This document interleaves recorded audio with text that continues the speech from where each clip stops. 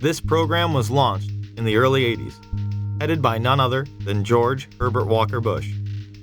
Was being made to consolidate continuity of government programs across several major departments of the government under one office, which turned out later to be called the National Program Office. As I understood it, this office fell under the jurisdiction of the Office of the Vice President. Then Vice President George Bush was the first in charge. On 9/11, this program was put into effect.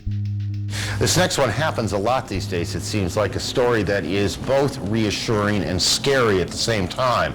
This morning we learned that the Vice President wasn't the only one sent to an undisclosed location on September 11th, that an entire backup government was and is still there and may be there for as long as anyone now at least can imagine. Traveling in Iowa, the president for the first time discussed a secret ongoing operation designed to keep the federal government running if Washington is paralyzed by a terrorist strike. I still take the threats that we receive from al-Qaeda killers and terrorists very seriously. The operation was first reported by the Washington Post and confirmed to CNN by several administration officials. The shadow or bunker government involves roughly 100 senior staffers from every cabinet department and major government agency. Operates primarily out of 2 secret bunkers in the eastern United States, and is charged with running the executive branch if communication with Washington is severed.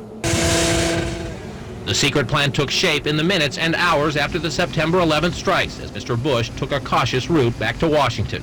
And now, nearly 6 months later, administration officials are scrambling to get more telephone lines and high-tech computers into these secret bunkers. And at least one member of the Bush cabinet is being kept out of Washington at all times, under heavy security, just in case this so-called shadow government is activated and needs a leader.